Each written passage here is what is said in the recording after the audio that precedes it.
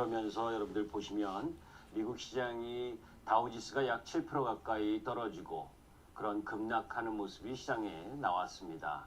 자, 공교롭게도 옵션 만기 이후에 우리 시장 옵션 만기 이후에 나타난 급락, 또 거기에 제2의 팬데믹에 대한 우려, 그런 가운데에 또다시 공포감을 몰고 올 수 있는 이야기들이 시장에 나오고 있습니다. 그런데 그런 급락의 원인을 우리가 살펴서 그 급락의 원인이 정말 추가적으로 급락할 수 있는 요인으로 작용하는지, 아니면 그 급락의 요인이 지나가는 흔들림인지를 판단할 필요가 있고, 그 속에 그런 시황이 잡혀야 내가 보유하고 있는 종목과 또 내가 보유하고 있는 섹터, 또 무엇을 매수하고 무엇을 매도할 것인가를 결정할 수가 있는 거죠. 자, 항상 시장과 종목의 추세 변곡점 시기는 옵션 만기, 시장은 옵션 만기, 그리고 종목은 실적 발표라는 이야기를 했습니다. 어제 우리 시장이 옵션 만기였고, 그 속에서 또다시 추세가 반전하느냐 아니면 기존 추세를 강화하느냐 하는 부분은 그 이후에 보도록 하고, 일단 여러분들께서 미국 시장에 급락했었던 요인, 저는 4가지 정도를 꼽고 그 이유와 거기에 어떤 내용 속에서 우리가 주식을 매수해야 되는지 매도해야 되는지를 여러분들과 함께 고민해 보면서 제가 내리는 결론에 대한 이야기를 하도록 합니다. 자, 시장 급락의 이유 4가지입니다. 좀 많이 올라왔다. 그죠? 우리 시장으로 얘기하면 종합주가지수 3월 19일 날 1439포인트, 코스닥 419포인트에서 코스피는 50% 가까이 올라왔고 코스닥은 76.9%가 올라왔습니다. 그러니까 그 정도로 우리 시장도 많이 올라왔고 나스닥도 10,000포인트를 찍는 만큼 많이 올라왔습니다. 그죠? 그런데 펀더멘탈, 실물 경제가 따라오지 못했었던 요인이 있죠. 자세한 건 이후에 보도록 하겠습니다. 두 번째, 연준이 제시한 올해 GDP 성장률 6.5% 하향. 이 이야기도 약세의 요인이었고, 또 FOMC가 이야기하고 있는 경기가 더디게 회복될 가능성이 높다. 이 이야기, 이 부분이 또 시장의 미국 시장 급락의 요인이었었죠. 세 번째로는 글로벌 코로나 확진자 수가 재차 증가하면서 브라질과 미국의 캘리포니아 이쪽 라인 부분에 확진자 수가 증가하고, 또 57일 만에 중국에서 확진자가 발생을 하고 우리나라조차도 수도권에서 확진자 수가 증가하고 있는 모습. 그래서 제2차 팬데믹에 대한 우려, 이런 부분들이 또 시장의 주종, 울고 싶은 부분에 뺨 한번 세게 때리는 미국 시장의 모습이 나타났습니다. 네 번째로는 미국 시장의 대선 민주당 바이든 후보 지지율이 계속해서 상승을 하면서 트럼프와의 격차가 2자릿수대까지 넓혀졌다는 겁니다. 미국의 민주당 대선 후보에 대한 바이든에 대한 그 공약 흐름들을 보게 되면 법인세 인상이라든지 이런 부분들 속에서 반기업적인 내용들이 좀 많기 때문에 시장은 별로 좋아하지 않지만, 그런 가운데에서도 그린 뉴딜 정책과 관련된 부분, 전기차 이런 쪽 라인 부분은 오히려 수혜를 받을 수 있다라고 하는 부분도 우리가 알면서 바라봐야 될 부분이다. 제가 지난주에도 여러분들께 전기차와 관련된 이야기들을 많이 했었는데 2차 전지 부분, 이 부분에 대한 관심은 계속 두셔야 된다라는 말씀을 드립니다. 이러한 내용들에 대해서 조금 더 구체적으로 살펴보면, 첫 번째 펀더멘탈과 주가의 괴리, 그것을 커버하고 있는 게 유동성의 힘이죠. 그죠? 이 부분도 여러분들 눈에 이야기를 했기 때문에 넘어가면, 미국이나 우리 시장이나 무차별적인 양적 완화를 통해서 경기 충격을 최소화하고 있다는 거 알고 있었고, 또 미국 백악관에서 지금 7월 말 8월 안에 제4차 또 이 부양책을 내놓을 것이다. 이런 이야기도 나왔죠. 트럼프는 안달이 났습니다. 지금 주가가 떨어지면 안 되는 상황에 놓여 있는 게 트럼프의 모습이고, 그렇기 때문에 그런 유동성이 있는 흐름들을 갖고 가고 있기 때문에 2, 4분기 실적이 안 좋을 것까지 일정 정도는 시장이 알고 있다는 겁니다. 그만큼 유동성의 힘이 강하고 우리 시장의 고객위탁금이 44조, 이전보다 20조가량 늘어난 풍부한 대기자금이 있다는 거, 이런 부분들을 통해서 펀더멘탈과 그동안 올라왔었던 그 주가의 괴리 현상에 대한 부분은 일정 정도 너무 크게 부담 갖지 않아도 된다. 자, 두 번째, 연준이 제시한 올해 GDP 성장률 6.5% 하향 조정 이야기입니다. 사실 지난번에도 제가 한번 언급드렸었던 부분입니다. 4월 17일 날 IMF가 이미 성장률 전망치 하향 조정을 했습니다.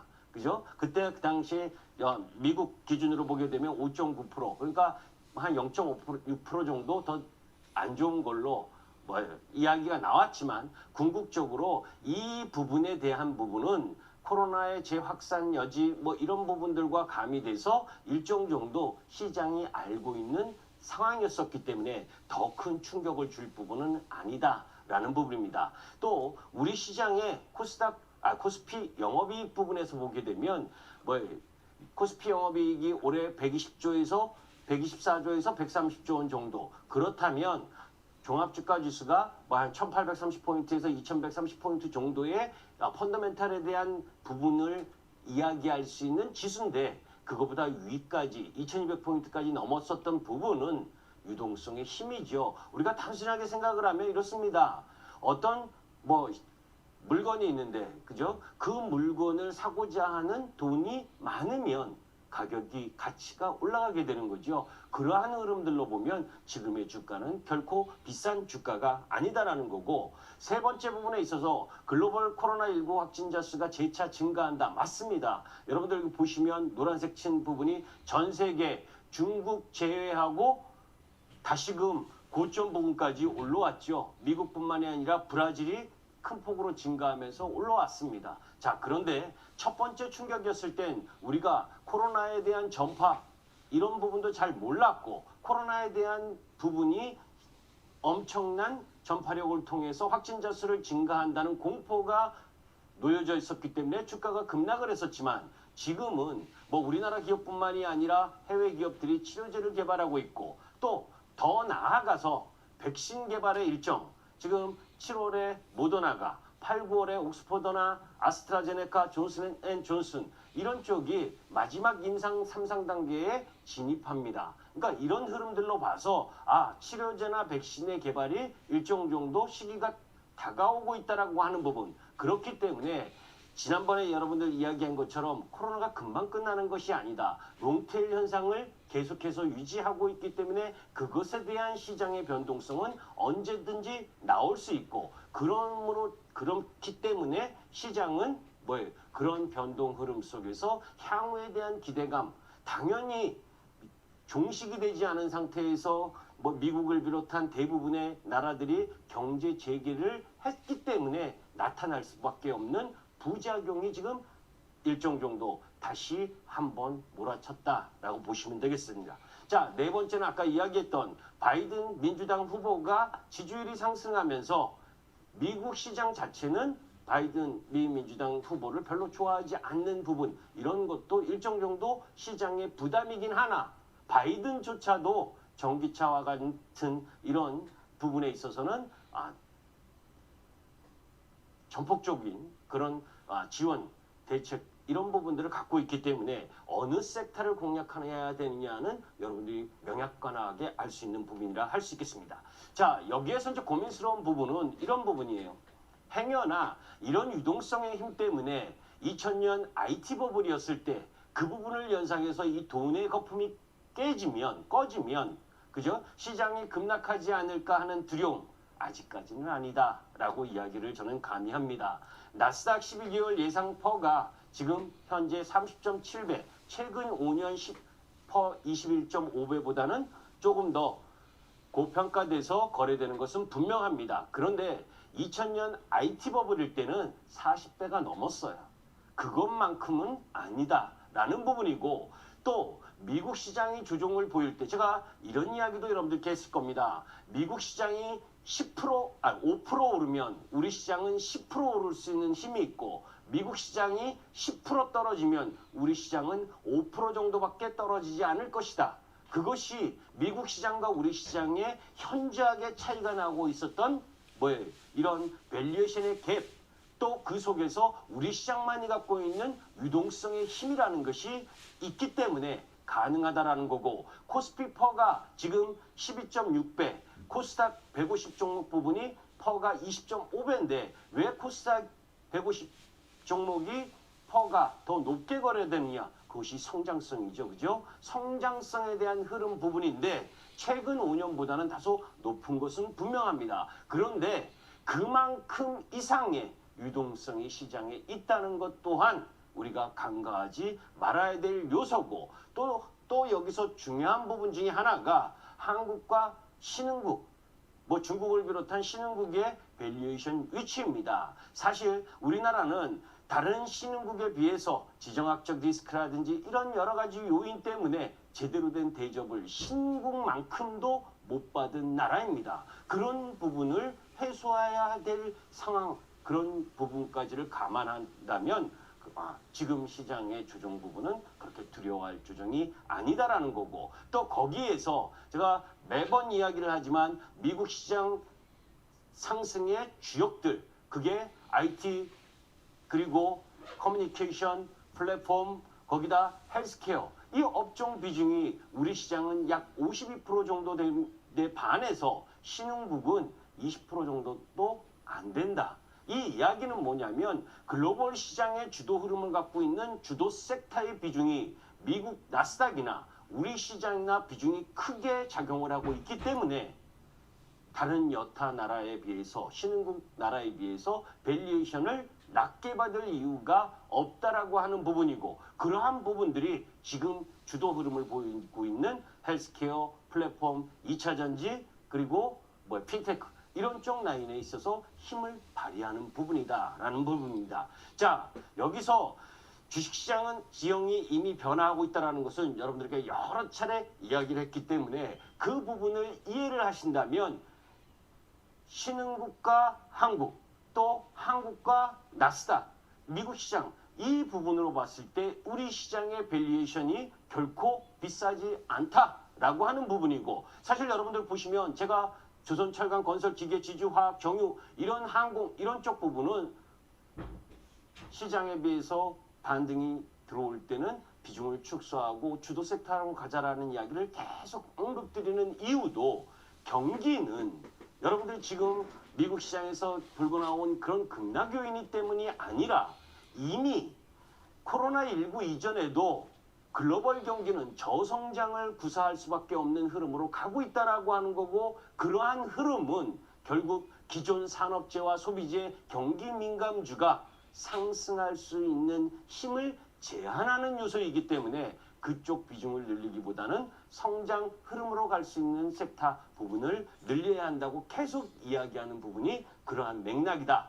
결국 이번에도 똑같습니다. 제가 방송을 하면서 계속 여러분들께 이야기하고 있는 부분, 성장 인자가 있느냐 섹터에, 그죠? 그 섹터에 성장 인자가 있으면 중장기 지속적으로 상승할 수밖에 없고, 그 상승 흐름 속에서 나오는 조정을 두려워할 이유가 없다. 그러나 성장성이 결여돼 있고 단지 돈만의 힘으로 주가가 상승하는 흐름은, 그래서 밸류에이션이 어떻고 가치가 어떻고, 그죠?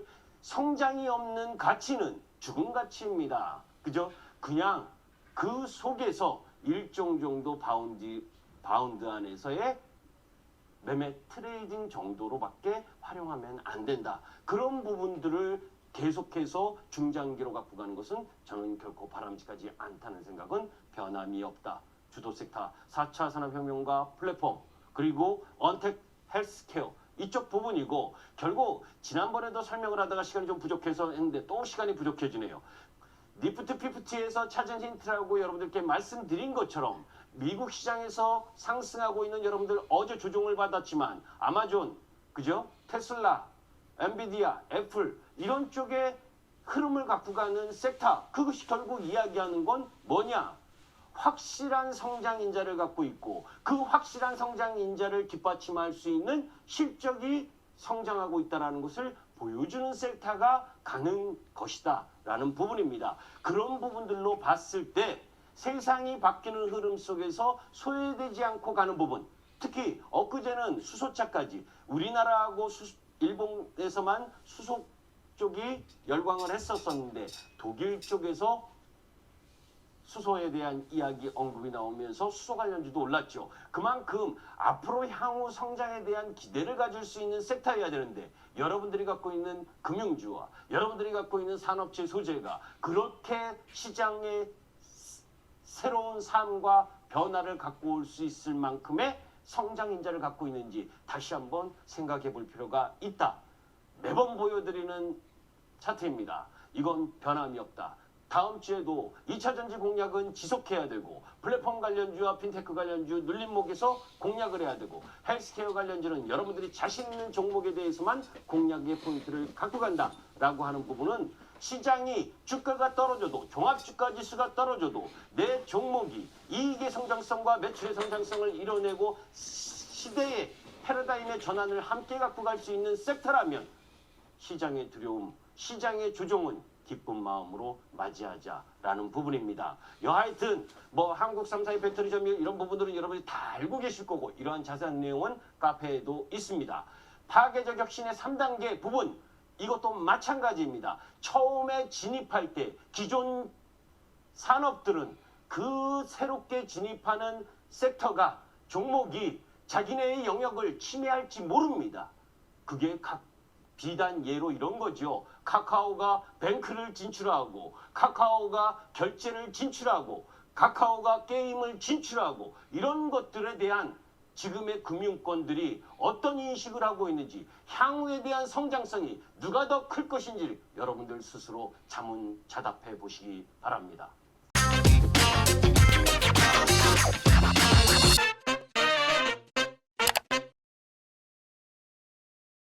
혹시 앵커님 오늘이 무슨 날인지 아세요? 오늘이요? 금요일이요. 아 그거 말고. 그거 말고요? 전문가님 생신은 아니시죠? 아니죠. 예. 7월 17일 제헌절입니다. 예, 그쵸. 예, 우리가 왜 이야기를 하냐면 주식에 묻혀 살다 보면 또 코로나19의 생활이 핍박해지고 또 어려워지다 보면 중요한 날, 네. 우리 제5대 국경일 중에 하나거든요. 근데 휴일이 아니기 때문에 잊어버리고 넘어갈 수가 있는데 우리 헌법 제1조 1항의 대한민국은 민주공화국이다. 그죠? 1조 2항에 대한민국의 모든 권력은 국민으로부터 나온다라는 이야기가 있듯이 오늘 그런 부분들도 여러분들이 한번 생각해 보시면서 이 주식시장도 또 자본주의의 꽃 아닙니까? 이 속에서 살아남고 승리하기 위한 이야기들을 이제부터 시작하도록 합니다. 알겠습니다. 자, 미국과 중국의 실물 경제 지표 여러분들 보셨을 겁니다. 그죠? 이 목요일 날 이번 주를 통틀어서 보게 되면 이틀 정도가 시장에 조금 위험스러운 날, 뭐 그렇다 위험스럽다기보다는 조종을 좀 받은 날이다 이렇게 볼 수가 있죠. 미국 시장이 월요일 날 급락 뭐 2% 정도 하락을 했는데 뭐 급락은 아니고 하락을 한 부분이 우리 시장 화요일 날 좀 반영이 됐었고 또 목요일 날 중국의 GDP 발표 이후에 시장이 급락을 하면서 우리 시장이 어제죠. 하락을 좀 한 모습. 그런데 그것이 매수의 기회였고 오늘 그것이 다시 또 시장이 복원됐습니다. 자, 그런 가운데 오늘 뭐 미국 시장이 어제 하락을 했지만 당연히 오늘 우리 시장은 반등해야 될 타이밍이었고 그 속에서 외인들이 현선물 매수하는 흐름을 보여준 가운데 오후에 또 대통령의 발언이 있었었죠. 주식 양도세 이중과세와 관련돼서 일정 정도 뭐 개정을 해야 되지 않겠느냐. 뭐 제가 한 몇 주 전에도 여러분들께 말씀드린 것처럼 왜 개인 투자가에게만 이중과세를 하느냐. 이건 형평성에도 어긋나고 이 서민들이 그죠? 서민들이 재산을 늘릴 수 있는 수단 부분이 부동산도 막혀 있고 이제는 주식시장까지 이런 세제로 막혀 있다면 정말 어떻게 살라는 겁니까? 그죠? 이런 부분에 대해서는 이 투자가들, 개인 투자가들을 위한 좋은 이야기가 다음 주에 나왔으면 좋겠습니다. 자, 그런 가운데에 사실은 한국판 뉴딜 종합 부분, 이 부분도 7월 14일 화요일 날 나왔었죠. 그런데 사실 이 내용은 그 전에 단발성으로 다 나왔던 내용들입니다. 그죠? 5G라든지 수소차 관련 부분, 그린 뉴딜 관련 부분, 뭐 신재생에너지 관련 부분, 뭐 전체적인 부분이 이전에 나왔었기 때문에 파급 효과는 그렇게 크지 않았던 부분이지만 또 그 속에서 규제 개선이라든지 구체적인 방안 뭐 이런 부분들이 다소 미흡했었다라고 하는 부분 뭐 이런 부분들이 아쉬웠었지만 여기에서 우리가 다시 한번 자 그런 가운데 제가 이제 여러분들에게 매번 이야기했었던 그죠? 플랫폼과 또 핀테크라든지 2차 전지 뭐 이런 주도 섹터들 음식료라든지 또 이 게임 관련주 이런 부분들이 이번 주에는 대부분 다 조정을 보였습니다. 그래서 제가 여러분들에게 강력하게 메시지를 언급하기 위해서 카카오를 실현했다라는 말씀을 드렸던 이유도 그런 부분입니다. 일정 정도 조정이 나올 타이밍이었기 때문에 자 그런데 여기서 그렇다고 해서 주도 섹터가 변할 것이냐 저는 그렇게 보지 않습니다. 다음 주는 주도 섹터주가 밀리면 이제 다음 주부터는 본격적으로 매수를 해도 되는 구간에 진입했다. 다만 그 가격 내 가격 조정은 이번 주로 어느 정도 마무리된 부분이지만 기간 조정이 남아있다는 것도 염두에 두면서 접근할 필요가 있습니다. 자, 나스닥 모습입니다. 뭐 이미 1만 포인트 넘은 거 6월 달에 이미 1만 포인트가 넘었죠. 1971년 나스닥이 개장한 이후로 1만 포인트를 돌파한 시대. 이게 프라이스 투 드림 레이시오 시대. 그러니까 PDR 시대가 진입했다라는 부분입니다. 기존 PER로는 설명하기 어려운 부분이죠. 사실 이 부분을 보게 되면 기존 PER 부분과 그죠? 지금의 PER 부분으로 보게 되면 사실 비교가 불가한데 그런 부분들 속에서 왜 이러한 부분들에게 더 주도 섹터들에게 더 과한 프리미엄을 주느냐 그 부분에 대해서는 지난번에도 여러분들께 이런 말씀을 드렸었죠. 그죠? 코로나 니프티 50 그죠?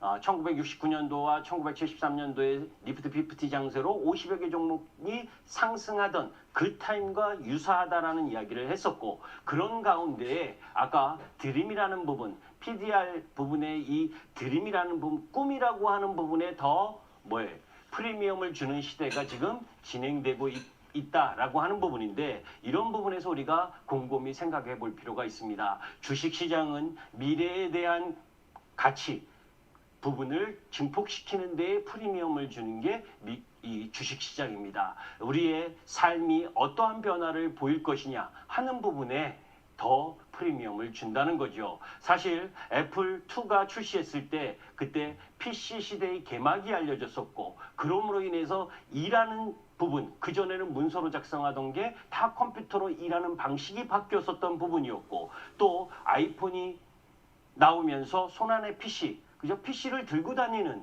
이 부분이 나왔었던 기술의 혁명이 이루어졌었던 부분 또 그 다음에는 아이패드와 에어팟 프로 그죠? 콩나물 이 귀에다 꽂는 이 부분 이것도 그죠? 우리 시대의 변화, 혁신의 아이콘이라고 할 수가 있는 부분이죠. 자, 그러면 애플은 그 이후에는 어떠한 세상을 꿈꾸고 있는지 우리가 고민해 봐야 되는 부분이겠죠. 그래서 애플이 무엇을 준비하고 있느냐 저는 그 다음 부분이 애플 글래스라고 봅니다. 그죠? 안경을 통해서 그죠? 이제는 휴대폰 부분을 이 눈으로 다 지각하면서 감각적으로 느끼는 그러니까 우리 사람의 기억은 그죠? 잊어버릴 수가 있습니다. 그러나 안경 글래스를 끼고 지켜보게 되면 여러분들이 갑자기 어디에다 놓았는지 물건을 찾는 부분도 이미 글래스로 다 한번 지나갔었기 때문에 다 찾아낼 수 있다는 거죠. 그러한 부분들의 시대가 올 가능성이 높다. 왜냐? 애플이 이미 지난 4월에 넥스트 VR을 인수하면서 그런 세상을 꿈꾸고 있다라고 하는 부분입니다. 우리가 경험하지 못한 세상을 꿈꾸는 기업에게 프리미엄을 더 주고 있는 게 지금 이 시대의 나스닥의 움직임입니다. 또 거기다가 테슬라입니다. 테슬라도 역시 마찬가지. 테슬라 어제 3% 떨어져서 조정받았습니다. 그렇기 때문에 오늘 우리 2차 전지들 아침에 약세 보이다가 다 오후장에는 아랫꼬리 달고 올라왔죠.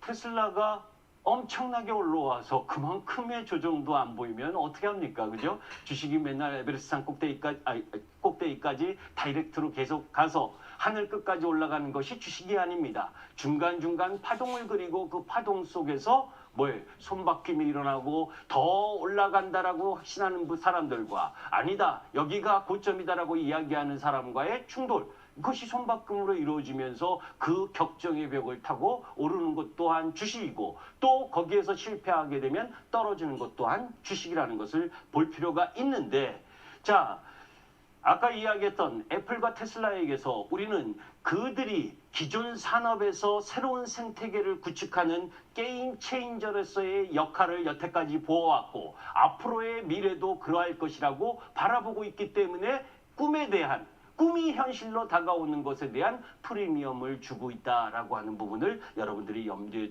두셔야 된다. 자, 결국 테슬라 우리가 일반적으로 기업은 영업이익이죠. 그죠? 기업의 이익의 추구입니다. 그런데 테슬라는 기업의 성장과 이익 추구가 아니라 환경오염이라든지 이런 글로벌 이슈에 대한 해소, 이런 부분들이 회사의 목적이에요. 그러면서 신재생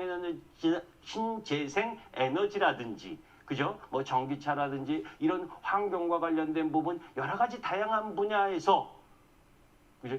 사적 추구가 아닌 공적 이익을 위한 노력하고 있는 기업이기 때문에 그 기업에게 미래 가치를 넘어서 더 큰 꿈의 가치를 주고 있다는 부분도 여러분들이 기억하실 필요가 있다. 이런 말씀을 드립니다.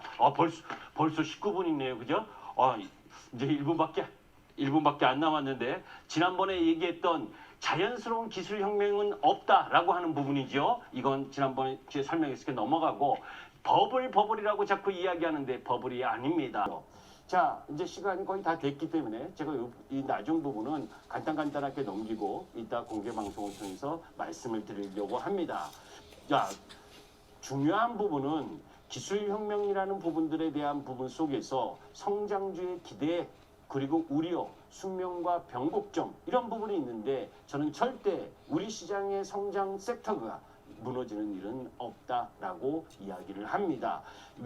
왜냐하면 중요한 부분은 매출 고도 성장기 이 새로운 시장을 창출할 때와 그리고 또 잉여 현금 흐름의 창출, 자금 회수기 우리 기업들의 카카오나 네이버 이런 쪽 부분은 잉여 현금 흐름이 증가하고 있는 흐름 이런 부분이 비단 우리 시장의 이뿐만이 아니라 테슬라나 그리고 그 이전에 우리가 성장주 평가 지표, 주가 매출 지표를 이야기를 할 때 지금 미국 시장의 주도 섹터 종목 부분들 뭐 이렇게 높이 평가가 되고 있지만 IT 버블 때 20, 30배보다는 적다라고 하는 부분이고 결국 뭐 이런 자세한 내용들은 정말 중요한 얘기입니다.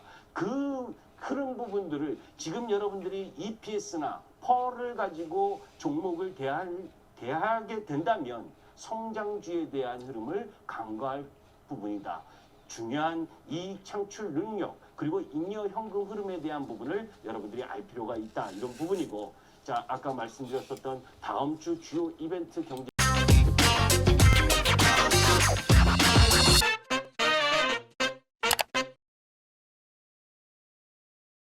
경제와 주가의 괴리 현상을 좀 이해를 할 필요가 있다.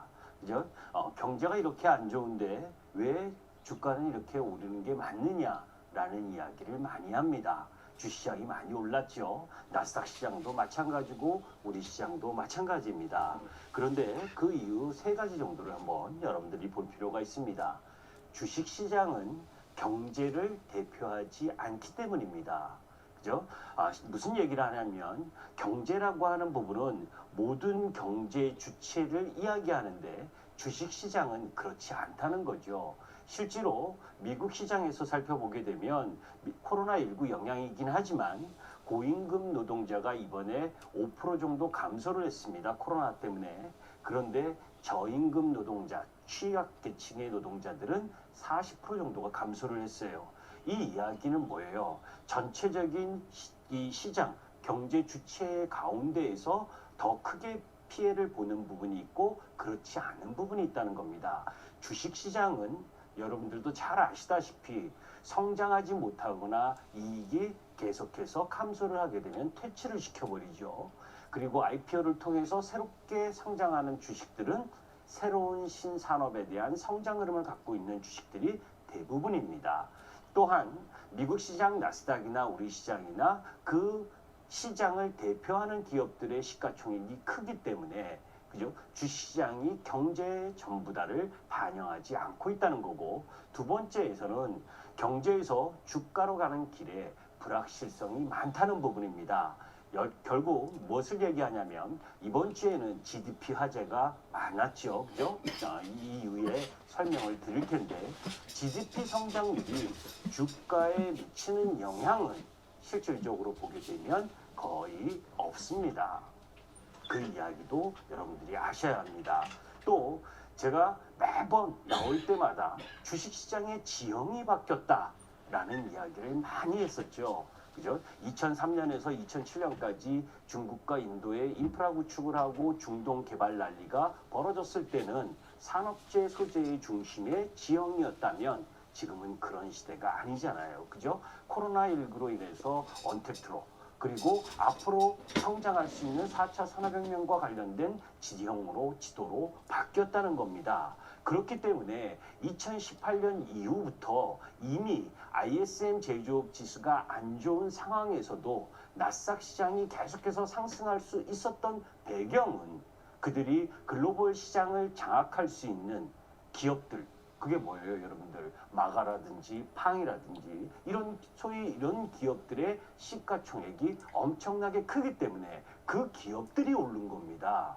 그죠? 우리나라처럼 지금 우리 시장에 보게 되면 제가 매번 나와서 할 때마다 산업재 소재는 반등할 때마다 매도하자라는 이야기를 계속했었던 이유도 시장의 지형이 바뀌고 새로운 성장의 동력을 갖고 가는 섹터 흐름으로 가지 않으면 시장에서 도태된다라는 이야기가 이 지금의 현실이라는 거죠. 뭐 오늘 우리 시장으로 보더라도 카카오나 네이버가 올해 초 시가총액 비중이 3%대였었는데 지금은 5%대 비중으로 늘어났습니다. 그렇게 지금 마이크로소프트나 아마존, 애플, 구글, 이 페이스북, 엔비디아 이런 유형의 나스닥 중심주들이 시가총액의 중심을 자리 잡고 상승하기 때문에 지수가 상승한다는 부분들을, 그래서 경제와 주가의 괴리 현상이 일어나고 있다라고 하는 부분, 그 부분의 뒷받침을 지금 제로금리 유동성이 보강해주고 있다라고 하는 부분입니다.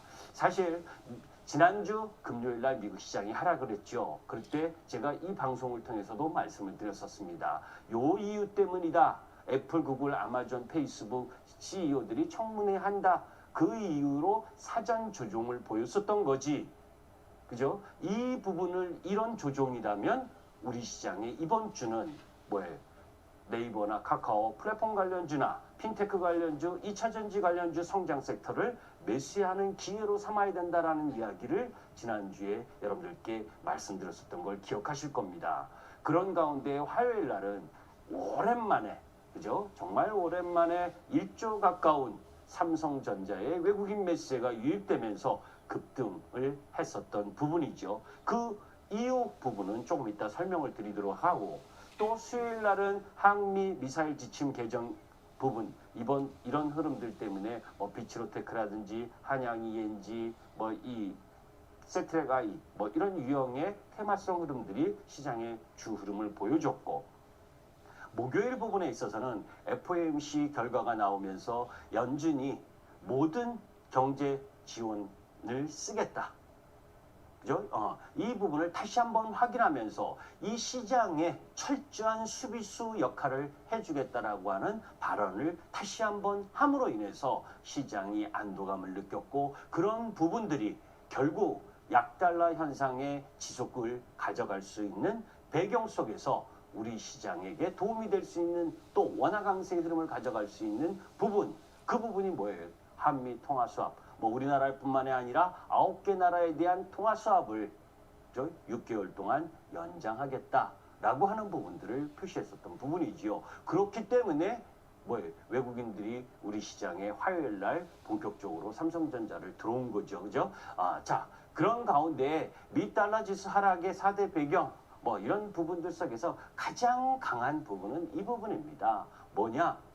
코로나19가 언제 끝나느냐, 그리고 또 지금 확산 중이냐 아니냐에 따른 흐름들 속에서 실질적으로 중국은 이미 안정화가 됐고 우리 시장은 산발적 정도, 그죠? 유럽도 미국보다는 상대적으로 확산력 부분이 적은 그런 흐름이기 때문에 그런 속에서 미국의 달러 지수가 더 약한 흐름을 보일 수밖에 없고 궁극적으로는 내년 이후부터 금리를 인상할 수 있는 흐름이 전개가 된다면 달러는 강세로 돌겠지만 아직까지는 그런 흐름은 아니다. 그래서 지난주에도 설명드렸었던 부분이 EU 경제 회복 기금 이 부분이 합의가 됨으로 인해서 미 달러의 약세 흐름을 가져갈 수 있는 흐름이 진행되는 상황이고 그러한 흐름들이 결국 우리 시장 원화 강세를 기반으로 한 부분에 있어서 외국인들이 우리나라에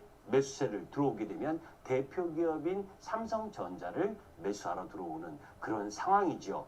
자, 그런 가운데에서 외인들의 이 투기적인 달러 매도 포지션이 강화되고 있고 그러한 가운데에 비달러 자산에 대한 관심이 높아질수록 한국 패시브 자금 유입 과정에서 삼성전자의 수혜는 당연했기 때문에 화요일 날 급등 그리고 수요일 날 목요일 음봉을 통해서 지금 조정을 받고 있는 모습입니다. 자, 그런데 여기서 이제 이런 부분들을 한번 고민해 볼 필요는 있습니다. 사실 시가총액의 부분에 있어서 항상 시간적으로 보게 되면 시기적으로 보게 되면 시가총액 2를 넘어서는 이 섹터가 존재한다는 건 그만큼 산업의 지형이 빠르게 변화한다는 걸 보여주는 거거든요. 무슨 얘기를 하는 거냐면 지금 이 시가총액을 갖고 있는 부분이 지금 삼성전자와 하이닉스의 시가총액이 약 420조 정도 됩니다. 그리고 그 외에 가장 각광받게 올라왔었던 성장주 대표 7공주들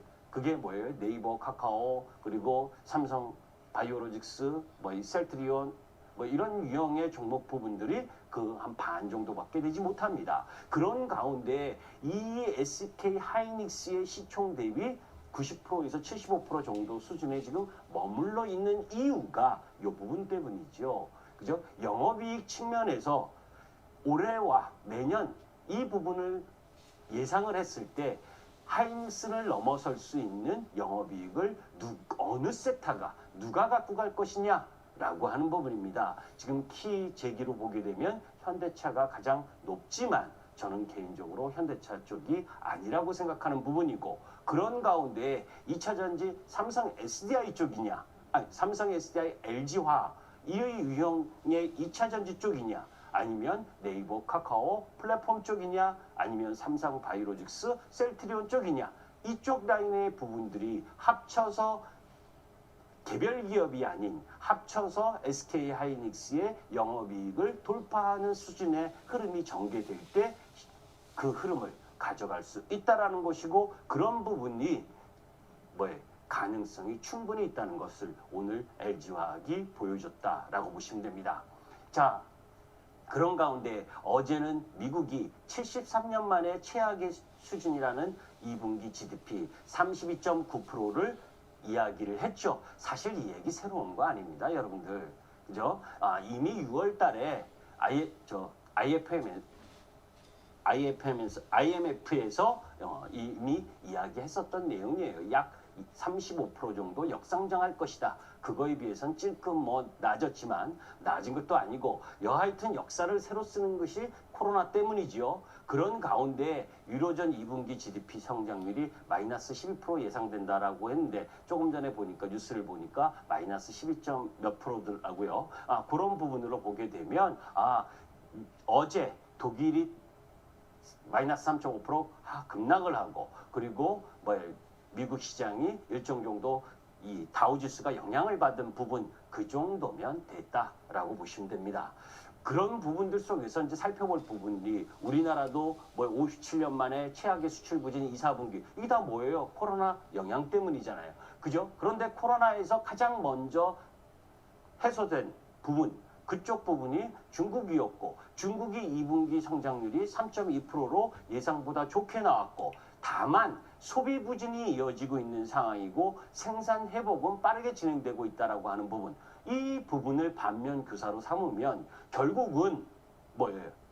코로나19의 확산이 진정되면 돌아올 수 있다라고 하는 것들을 보여주는 거죠. 그런데 혹자는 이렇게 이야기를 합니다. 그렇게 돌아올 수 있기 때문에 기존의 산업재 소재도 상승하지 않겠느냐? 예, 찔끔요. 그죠? 코로나19 이전에 그네들의 산업이 성장했느냐? 성장하지 못했었다는 겁니다. 그렇기 때문에 코로나19가 확산이 저지되고 해소된다고 해서 성장하지 못하는 산업이 각광받는 시대의 흐름은 이미 끝났다라는 걸 여러분들이 염두에 두고 봐야 된다. 자, 조금 전까지 GDP 상황들을 보게 되면 암울합니다. 그런데 그렇지 않습니다, 여러분들. 미국의 공장 가동률은 4월에 64%에서 지금 68.6%로 회복되고 있고 재고 사이클도 빠르게 소진되면서 회복 중이다라는 긍정적인 뉴스도 있고, 그리고 또 하나의 히든 카드가 있잖아요. 그죠? 미국이 전 세계적으로 통화 증가율이 가장 높은데 그 속에서 지금 뭐예요? 제5차 경기 부양책에 대한 부분이 남아있는 상황입니다. 자, 그런 가운데 지지난주에도 이야기했지만 성장하던 주식이 그죠? 조정을 받으면 그것을 두려워하고 그 시간을 참지 못하는 부분들이 안타깝습니다. 제가 여러분들께 이야기를 했던 부분, 아마존의 사례를 가지고도 이야기를 했지만, 그죠? 매출이 고도 성장하는 가운데에서 그 상황 속에서 이 잉여 현금 흐름을 발생시키고 그런 가운데에 자금 회수를 할 수 있는 시기가 도래하면 얼마만큼 폭발적인, 그래서 제가 이야기했었던 파괴적 혁신의 단계에 놓여져 있는 섹터 산업은 조종시마다 매수라는 이야기를 했었던 부분을 여러분들이 다시 한번 염두에 두고 시장을 접근했으면 좋겠습니다. 여러분들 지난주에 보여드렸던 차트입니다. 그죠? 2차전지 대장주 LG화학과 삼성 SDI, 이런 LG화학을 비롯해서 삼성 SDI, SK이노베이션 이 3개사가 시장 점유율을 37. 글로벌 시장에서 37.6%를 장악하고 있는 가운데 지난주 종목 진단에서 첨보를 제가 여러분들께 9만 원대에서 13만 원 정도까지는 올라갈 수 있는 준비된 기업이라고 설명드렸었던 것처럼 2차전지 관련 섹터 부분들은 아직도 기술혁명의 흐름 속에서 진화하는 과정에 놓여져 있기 때문에 물러설 자리가 크지 않고, 물러서게 된다면 오히려 매수 기회로 활용할 필요가 있다라고 하는 부분이고, 네이버와 카카오도 마찬가지고, 핀테크 결제, NH한국사이버 결제 이런 쪽도 마찬가지죠. 그런 가운데 LG화학이 오늘 금요일날 실적 발표한 부분 5,716억의 영업이익이 중요한 게 아니라 2차 전지 부분에서 흑자를 발생시켰고, 그 흑자 발생이 이후에는 가속도가 붙을 수 있다라고 하는 부분을 보여줬다라고 하는 부분에 있어서 여러분들이 긍정적으로 마인드로 지켜보셔야 된다. 신고가를 계속 경신하고 있는 부분이다라는 겁니다. 지금 제가 이런 이야기들을 혹자들이 하시더라고요. 무슨 강의하냐, 종목을 이야기를 하지. 그런데 여러분들 그 종목은 그 섹터 하나의 안에 있는 종목은 거의 비슷하게 움직인다는 걸 여러분들이 알고 계실 겁니다. 그죠? LG화학이 가는데 삼성 SDI가 안 가고 그렇지 않죠. 자, 여기에서 매번 이야기했었던 부분인데 또 강조드리고, 그리고 가운데에서 중요한 이야기를 여러분들께 할 겁니다. 제가 어려운 이야기, 꿈의 시대, 꿈에 대한 프리미엄을 주고 있는 시대다. 그죠? 그래서 프라이스 투 드림 레이시오 시대가 왔다라는 이야기를 했습니다. 미국 시장의 시대 변화의 혁신 아이콘 애플과 테슬라의 이야기를 했고, 코로나19로 인해서 강제적 디지털 전환 환경으로 변화하고 있기 때문에 기술주 성장은 가속화되고 있다. 이런 이야기를 많이 했었죠. 자, 그런데 실질적으로 보니까 이런 유형의 종목, 지금 보시면 테슬라가 64.5%, 그리고 아마존이 30.7%, 다 최근 1개월간 미국의 빅테크 기업들의 실적 전망이 상향하고 있다는 겁니다. 그런데 중장기로는 여러분들께 조금 이따가 더 자세한 설명을 해드릴 텐데, 우리가 프리미엄에 주는 이유는 성장이거든요. 경기가 안 좋을 때만큼 제가 리세션이 어떻고 기술 혁명이 어떻고 기술 침투가 어떻고 이런 게 성장으로 가는 진로라는 거예요. 그냥 LG화학이 좋아서 그죠? 배터리가 잘 팔려서 이런 부분보다, 그러면 지금 현재 어디까지 와 있고 왜 이게 더 올라갈 수 있고 정말 위험하다라고 할 때는 언제인지, 여러분들이 2003년부터 2008년까지의 그 중국과 인도 그리고 중동 인프라 구축할 때 조선철강 건설 기계 지주화 이 업종 종목 부분들이 얼마나 많이 올랐는지 여러분들이 경험하신 분은 아실 겁니다. 그게 항상 주도 섹터라는 거예요. 제가 어려운 잉여 현금 흐름이 뭔지, 그죠? 아마존의 잉여 현금 흐름, 그리고 또 테슬라의 잉여 현금 흐름, 또 2차전지 대장주 LG와 아까 삼성 SDI, 또 플랫폼 관련주 네이버와 카카오의 잉여 현금 흐름이 어떻다? 그게 그 속에서 핵심은 뭐냐? 투자를 계속했었던 게 이제 투자의 본격 회수하는 구간에 접어들었다는 겁니다. 이제 접어들었으니까 앞으로는 어떻겠어요? 열광적인 수익이 나오지 않겠습니까? 그죠? 그 부분에 대해서 제가 여러분들께 계속해 이야기했었던 파괴적 혁신의 3단계 주가 반응이 가장 격렬한 시기에 와 있는 게 지금의 제가 이야기하고 있는 성장주들의 모습인 거예요. 왜? 기존 산업, 새로운 산업을 창출하는 것이 아닙니다. 그죠? 전기차가 새로운 산업인가요? 아니에요. 내연기관을 대체하는 산업입니다. 플랫폼 관련주들이 새로운 산업을, 아주 우리가 몰랐던 산업을 시작을 하는 건가요? 아니에요. 뱅크, 그죠? 뱅크가 우리 경험하던 부분을 인터넷으로 가져온 거고, 보험, 대면으로 들던 것들을 그러한 사업들을 인터넷으로 갖고 오고 기존 산업을 침투하면서 더 격렬하게 성장하고 있는 게 지금의 성장주들의 섹터다. 그래서 여러분들께 이야기를 했죠. 리세션 기간 동안에 항상 더 기술의 침투가 빨라진다. 그것이 준비가 안 됐었던 게 아니라 코로나19 이전에도 이미 준비된 기업들이었었는데 코로나19로 통해서 기술 침투가 더 가속화됐다는 겁니다. 자연스러운 기술혁명은 없다. 그죠? 리세션 시기에 기술 침투가 가속화된다. 이 이야기도 참 여러 번 했습니다. 그러면서 제가 여러분들께 이런 얘기했죠. 어떤 기술이 침투되면 생활이 바뀌고 문화가 바뀌고 패러다임이 바뀐다. 그렇게 게임 체인저의 역할을 할 수 있는 기업들에게 프리미엄을 주는 것은 당연한 거다. 그죠? 기존의 PER로 평가하면 정말 그 주식을 매매를 하지 못하는 겁니다. 자, 그러면 여기서 중요한 단서를 여러분들께 제공하는 거예요. 그죠? 기술 침투가 어디까지 왔느냐, 2차 전지가. 플랫폼이 어디까지 왔느냐, 지금. 그러면 그걸 안다면 여러분들이 지금 주식을 매수해야 되는지 매도해야 되는지, 단기로는 기술적으로는 비중을 축소했다가도 또 조정을 받으면 사야 되는지 안 사야 되는지, 그것이 과거 마이크로소프트와 애플의 주가와 기술 침투에 대한 흐름들을 보면서 우리가 알 수가 있는 겁니다. 자, 여기 보세요. 마이크로소프트의 기술 침투율이 10% 이후에 조금 조정을 받고 그 다음 도약을 했죠. 그죠? 그리고 애플이 10% 기술 침투 들어온 이후에 조정을 좀 세게 받은 이후에 다시 올라갔습니다. 시가총액 1위로 등극을 했죠, 여러분들.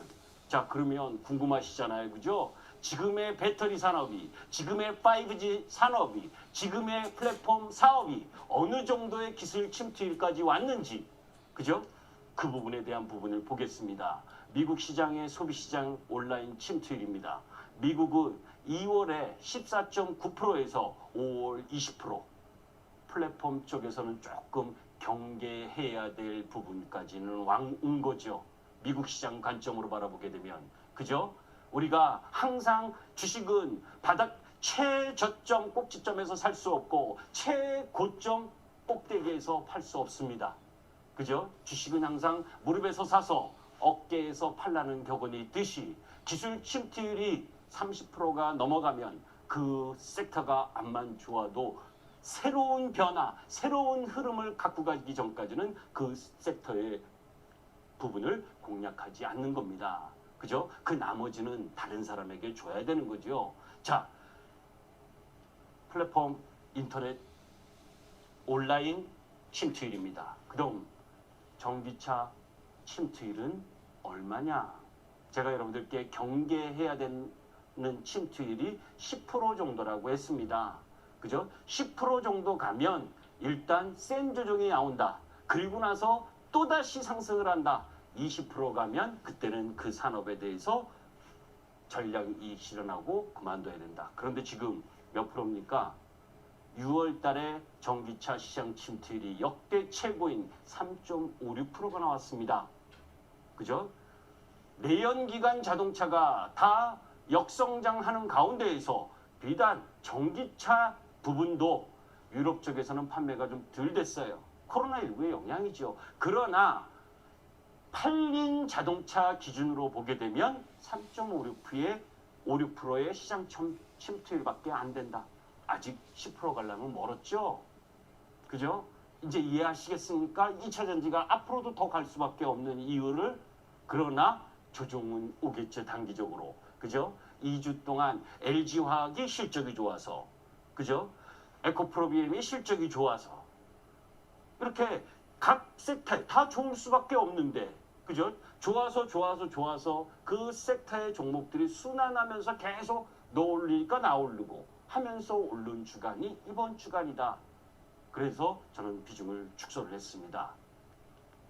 자, 그런데 그렇다고 해서 중장기 흐름은, 단기 흐름과 중장기 흐름은 틀리죠. 그죠? 중장기 흐름은 계속 보다. 그죠? 5G는 오히려 더 추매해야 된다. 왜?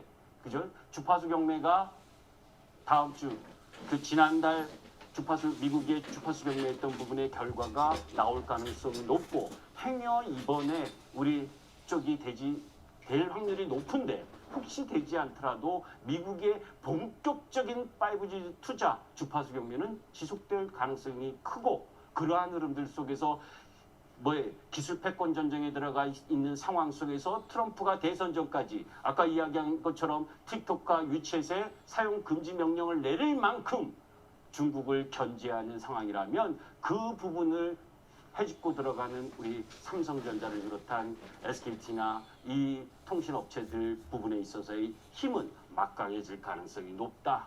그 다음 또 하나의 성장 드라마가 나올 가능성이 있다는 걸 여러분들께 새롭게 소개시켜 드립니다. 우주 전쟁, 뉴 스페이스라는 부분입니다.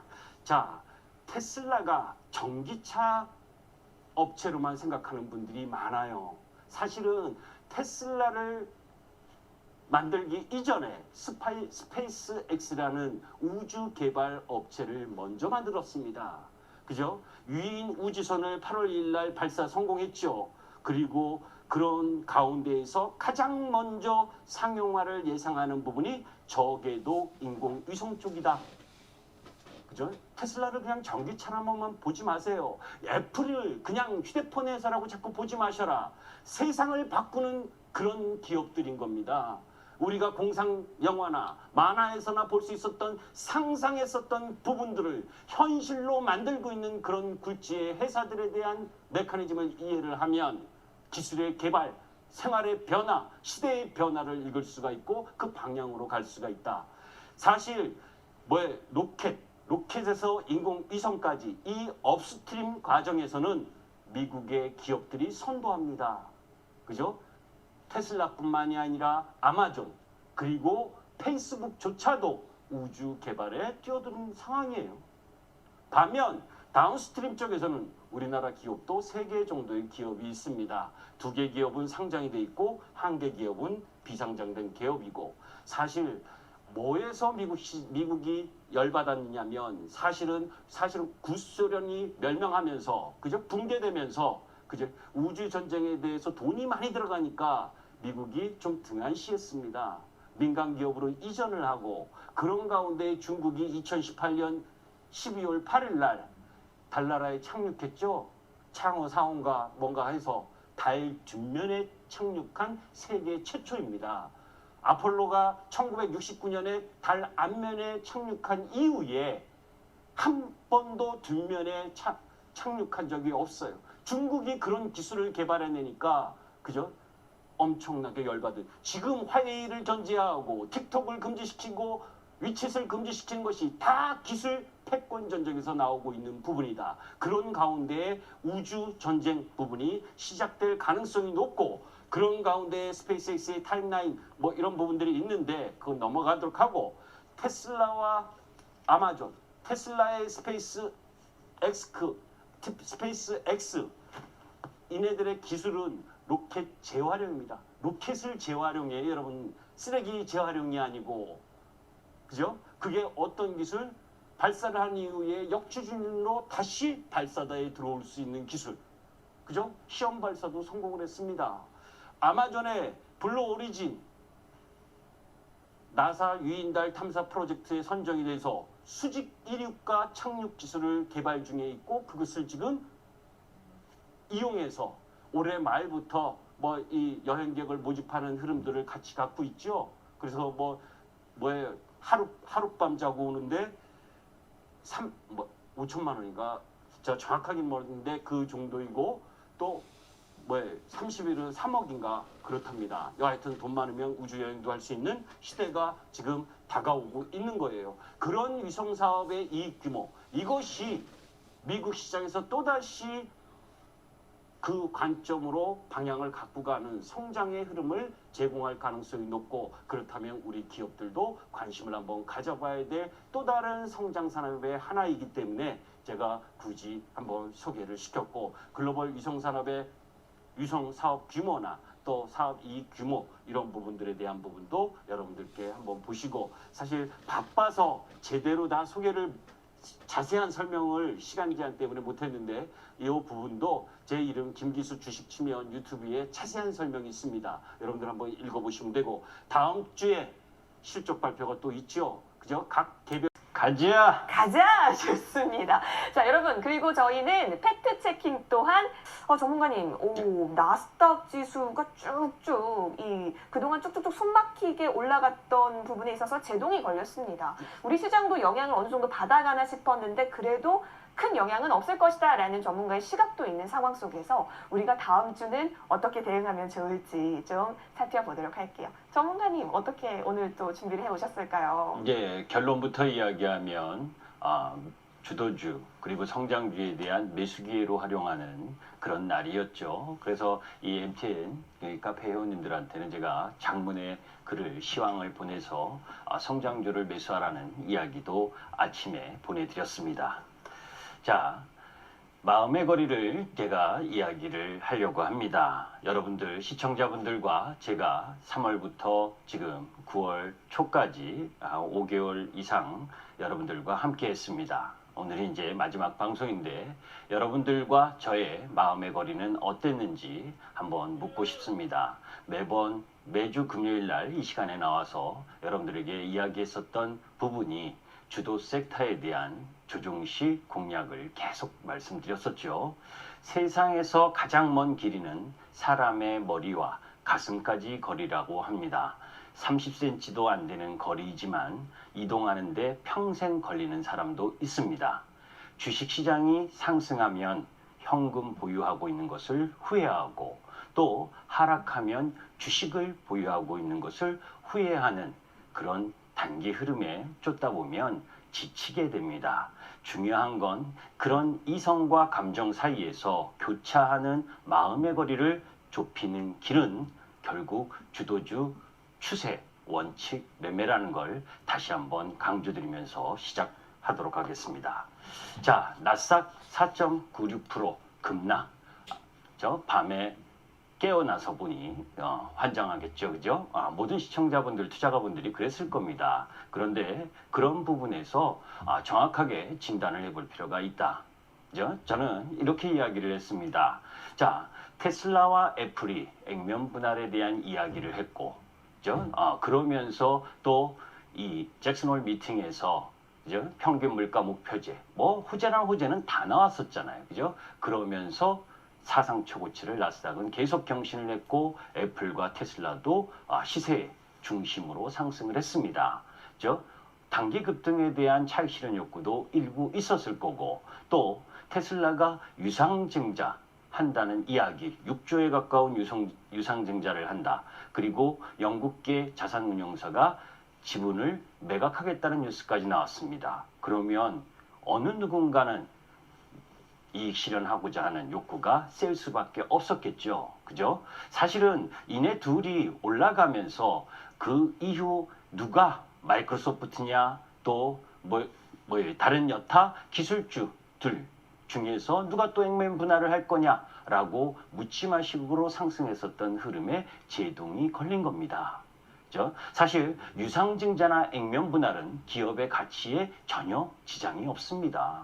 그럼에도 불구하고 접근성이 용이하다는 가격이 싸졌기 때문에 접근성이 용이하다는 부분을 가지고 과하게 올라왔던 점, 그 부분이 쉬는 것이다. 그리고 또 하나 여러분들께 이야기하고 싶은 부분이 있죠. 제가 지난주에도 나와서 그죠? 지난번 부분의 조정 라인 21일 평선의 조정일 때 2주 정도의 기간 조정이 필요하다. 그죠? 이번 주까지 합쳐서 2주 정도의 조정 양상을 보이는 상황이었습니다. 자, 그런데 미국 시장이 상승할 때, 신고가를 경신할 때 우리 시장은 어땠습니까? 코로나19 제약산이 나오면서 미국 시장의 상승 부분을 함께 따라가지 못했었죠. 그죠? 만약에 우리 시장까지 미국 시장의 코로나 제약산이 아니었다면 계속해서 상승을 했을 거고 그 상승 부분을 오늘 하락으로 오늘보다 더 세게 맞았을 겁니다. 그런데 그렇지 않은 부분은 우리 시장이 사전에 먼저 코로나19 제약산 때문에 조정을 받았기 때문에 그 폭이 작은 거입니다. 자, 그러한 가운데 또 하나가 있죠. 그죠? 자, 역대 IPO 일반 청약 증거금입니다. SK 바이오팜 때 30조가 몰렸습니다. 그죠? 그런데 카카오 게임즈에 얼마 몰렸습니까? 58조 5,500억. 엄청나죠, 그죠? 그 몇 주밖에 1억 넣으면 몇 주인가요?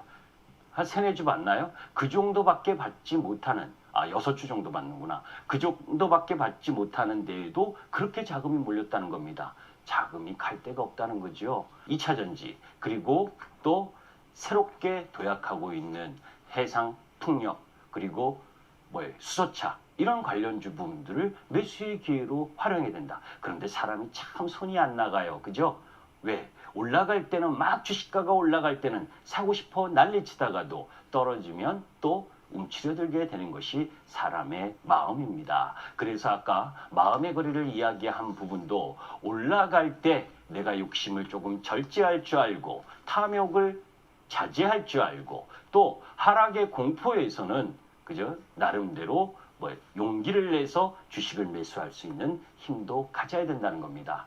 오늘은 이쪽에서 사실은 뉴딜펀드가 크게 작용을 했었죠. 그죠? 그래서 아침 장 시작하고 코스닥은 마이너스 3.76%에서 급락 출발했고 또 코스피는 마이너스 2.67% 내외에서 급락, 개파락해서 출발해서 두 시장 다 종가가 마감, 종가가 양봉, 그죠? 종가가 최고가로 마감한 흐름을 보였습니다. 자, 그런 가운데 외국인도 사실 여기서 수급상황에서 하나 체크, 요 부분을 설명하기 전에 이야기를 하면 이미 여러분들은 미국 시장이 조금 더 내려올 수 있는 범위는 있다 하더라도 오늘 외인들의 선물 매매를 보게 되면 9,100계약 정도 매수하고 그게 한 7천억 정도 매수했거든요. 그러니까 주식 매도의 한 부분으로 보게 되면 충분히 선물 쪽에서는 이 추가 하락을 방어하는 흐름을 가져갔다. 얄미운 건 기관이죠. 그죠? 지금 동학개미다 하면서 개인 투자가들은 계속해서 주식을 매수하는데 기관, 특히 이런 날 조금 안전판 역할을 해줘야 될 연기금조차도 매일 매도하고 있습니다. 그네들도 불쌍하지요. 왜? 개인 투자가들이 정보의 비대칭성에서 해소되면서 그죠? 많은 정보를 기관들보다 더 많고 좋은 정보들을 얻을 수 있는 힘이 인터넷을 통해서 작용하고 있기 때문에 직접 투자가 활성화되고 간접 투자 그리고 주식 증권사를 못 믿겠다라고 하는 부분들이 크다는 겁니다. 아까 유동성의 큰 흐름 그것이 제가 3월 19일 나오면서 여러분들께 했었던 개인들의 자금 머니 무브가 앞으로의 지속적으로 될 가능성이 높다라는 이야기를 했었죠. 그죠?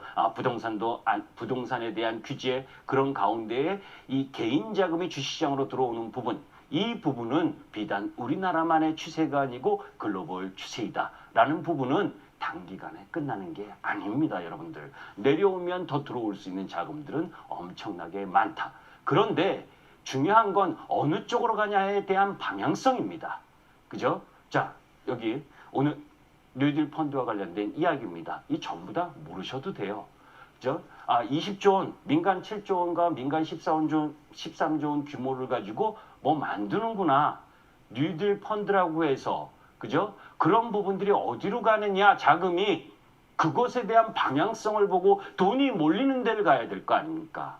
그죠? 사실 이 펀드에 대한 부정적인 부분도 있습니다. 그죠? 주식 투자라는 것은 위험 자산에 대한 투자입니다. 투자가 손실이 날 수도 있다라는 부분을 명심해야 되는 거고, 그죠?